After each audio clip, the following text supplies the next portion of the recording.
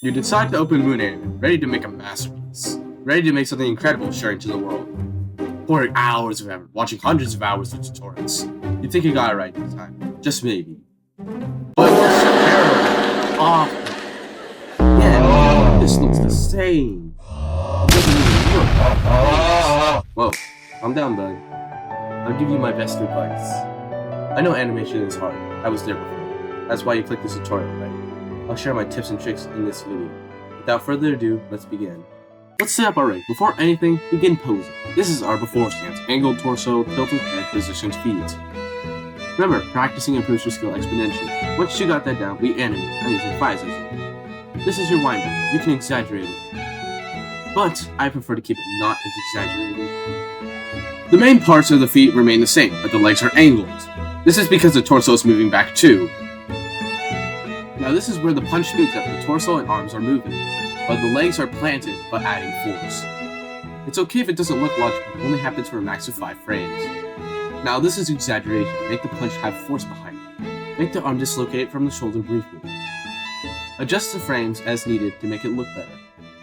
And follow through when the punch is done, but the remaining force and energy is going somewhere. Now you can punch great. They're at least 10 times better. If you're still here, destroy that subscribe button. It'll make nice colors when I say that. Now on to heavier weapons, hammers, swords, etc. Start with the pose, add weight to the hammer. The character should have a slight backwards lean if held behind. How would you like to see next? Now, the swing. Since the hammer is very heavy, make your rig lift the handle higher than the head before the swing. The momentum of the hammer will continue for it to rise, while the rig still gives force. The hammer goes down faster than the arms do. Remember, the arc has to follow a roughly straight line. Once you got your desired effect, we introduce the legs. You can use your own body to figure out where you want the legs. If you're struggling to make it smooth, select keyframes and press M to divide them. Slowing down the animation also helps with that. Final product. Now we head to swords and slightly weighed weapons. Once again, posing. This is a blade. The swing is much faster, but still slower than a punch. Pretty much the same as the hammer, but faster and less weight. However, swords are handled differently and require a different swing. Hold the sword back and angle the torso back. Since it's two-handed, the other arm should follow. Do not overdo anticipation, it will be choppy. Now the swing depends if it's overhead, horizontal, diagonal, etc. Like I said earlier, do not be afraid to use M to smoothing out frames. Adjust as you like. Now the best part of the swing, the big jump to the end, but not far. All arms must follow a similar arc to the sword. If you are still here, like the video. Now that we established the swing, we need to figure out where the extra momentum goes.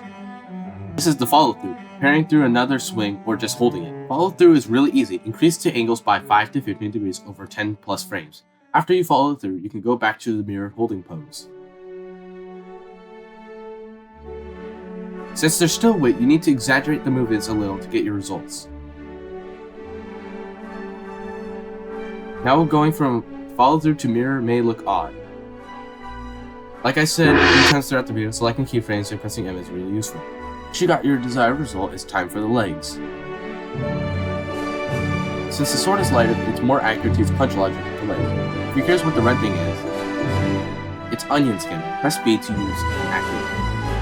Enjoy the rest of the video, stay for the end result.